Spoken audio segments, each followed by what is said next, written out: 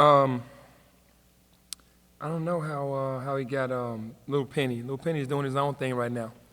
He, no beef. All love, no beef. And as far as the apparel, obviously Nike will send more, so hopefully they'll get that back soon. But definitely pretty cool that they sold out. I don't think they only had 2 items that they sold out of. Like they had 2 hoodies. So But when can people get the jerseys and stuff? That's what they want. I don't know that. I don't know if anyone would know that. I haven't learned what their schedule is on the calendar. We're getting those in, but hopefully we'll pump that on our social media page just to see. Penny, what's the status of David Jones and Jalen Young? Jalen is questionable. David is kind of questionable, but knowing him, I think he's going to play. And Jordan Brown? Jordan Brown, questionable, but probably will play. Yeah. Only reason why I say that is because they didn't practice today. They might practice tomorrow. Oh, sorry. Jaden got into practice some today, so it looks like he'll be ready by Sunday. Okay, Penny, this team ended your season and Naquan Tomlin's season. I know it's not a good carryover, but how can that loss, help, give you the energy to start the game? Yeah, I mean, obviously we're in a situation where we can't do anything but go out and play hard and try to protect home court because of the situation that we put ourselves into. It just so happens to be FAU, a team that knocked us out of the tournament last year. And, all I take from that game is that I know them better now. Before I saw their record all year, never watched the game. Started watching them on film, leaving Fort Worth after we beat Houston in the conference championship, and we found out that we were going to play those guys. Watched about 4 games, and thought I had a beat on it. Had a 1-point lead with 10 seconds to go with my 2 fifth-year guards in the backcourt. If I'm thinking anything, we get that across half court, the game's over. Not going to even talk about the timeout. That's all behind us. But they won the game, went on to the Final Four, did a great job. But for us, the energy is just knowing that we have to protect home court. But FAU ended our season last year and Naquan, so obviously it's not going to look anywhere for any kind of energy. Obviously, Joe Cooper has provided a pretty solid spark for you guys 2 games in a row. I mean, he's been eligible since January. Do you maybe regret not giving him an opportunity a little sooner? I can't say I don't regret not giving him an opportunity. I think he was ready for his moment. I think you still have to play Jalen Young, Jaquan Walton, Javon Conley, David Jones, and those guys, the older guys. Joe wasn't really practicing much during the year. He wasn't in every practice and doing that. So once he made his mind up that he was going to lock in, and I had a long talk with him probably about 3 weeks ago and say, hey, man, I'm going to start putting you in the games, get locked in, because I know his talent. He's an assist guy, and he got more serious about it. Not that he wasn't working out, but you can see the shift change after I spoke to him and said, hey, I'm going to start putting you in the games. But looking back at it now, he could have helped us some for sure, looking at the way he brought it. But he wasn't really practicing as much as he is now. Hey, Penny, you said you consciously made efforts to run certain plays because in the losses you had, the turnovers was the root cause of easy basketball and other things. Can you take what you did from those 5 plays to try to make sure that they take care of the ball more?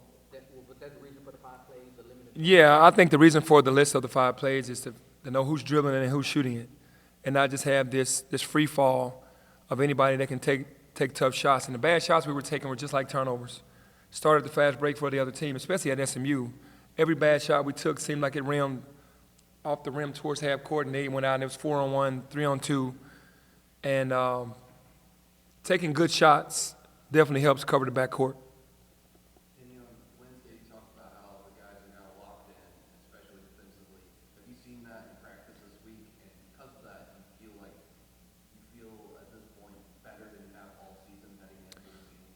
Well, I mean, when you narrow down who we are and what we've been, we've just been soft, and those 2 practices of where we have to be for these last 5 games, including that Charlotte game, was more physical and hit on the box out because we were losing the game transition with live ball turnovers and giving up too many offensive rebounds and second shots.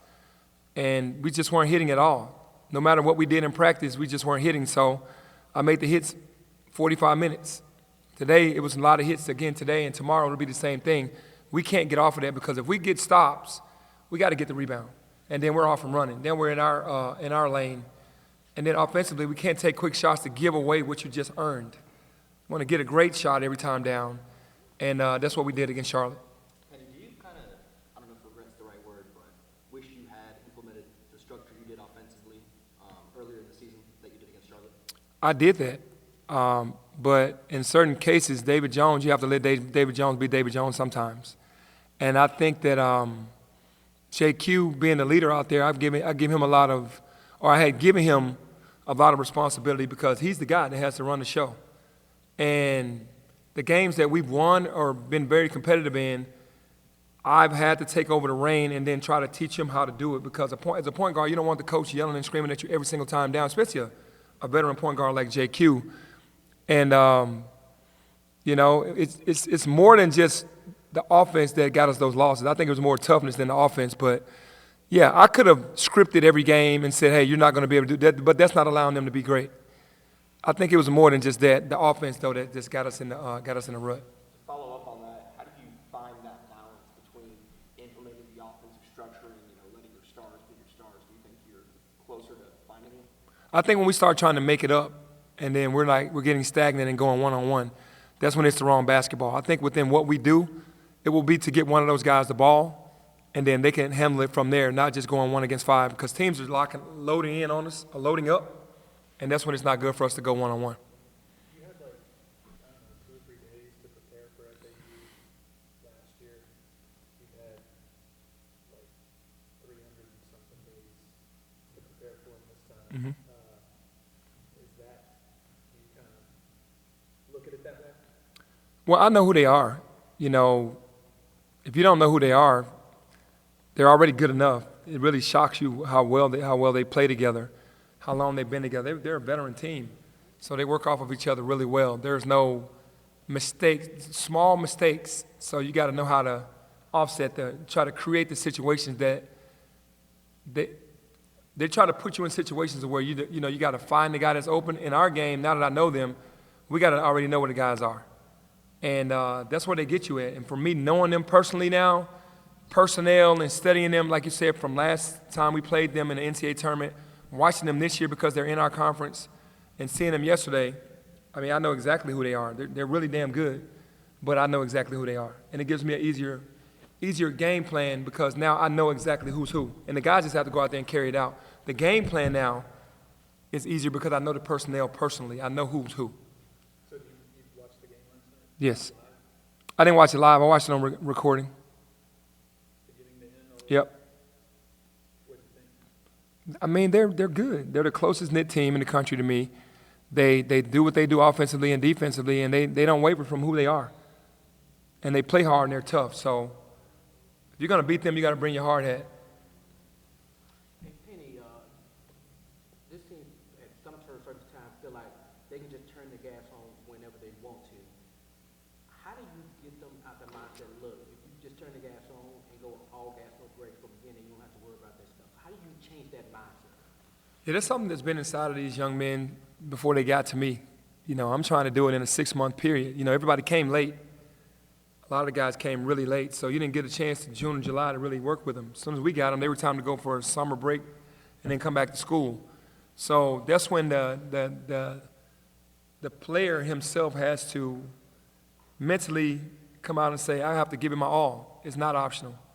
And some of these guys they're just so laid back that you got to keep pushing and keep pushing and keep pushing.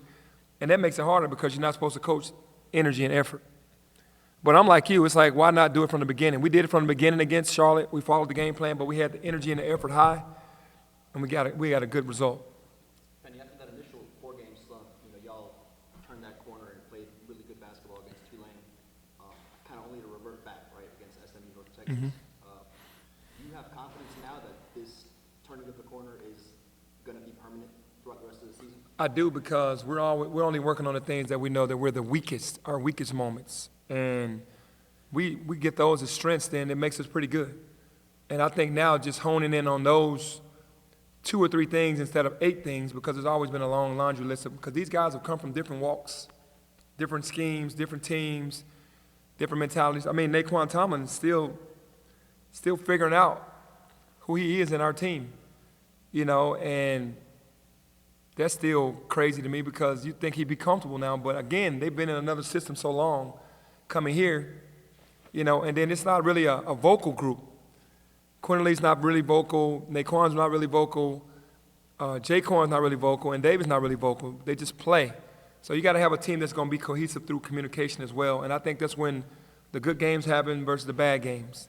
And right now, they're all talking, so that's a good sign, and they're all being physical and understanding what we need to do to finish the season out strong. Do you think you finally found the right five with Naquan at 3 and Jordan and Gander playing front court? Well, you can't say no because that's the group that went out there and did a hell of a job for the majority of the game against Charlotte. So you can't say that it's not because that group should be able to rebound. We got 14 offensive rebounds. I'm trying to get them to 20. We had 38. I'm trying to get us to 50 rebounds. So that group with the athleticism and size should be able to do that. Was the rebounding a primary motivation in putting that one out there? Yes, rebounding and boxing out. On February 23rd, 2024, what's kind of your general recruiting philosophy? From moving forward, it's more character than anything because you can't coach effort and energy. You have to go out there and get guys that really want to be here, that know what it means, and know that you have to lay it out on the line from beginning to end. You know, sometimes in the portal, you get guys last minute because it's a talent. You got to get the talent. Sometimes the talent doesn't mesh with your style. You got to go get guys that play your style. We're a grit and grind team that want to get after you defensively, crash the glass, and make it hard for you on the defensive end and share the ball on the offensive end.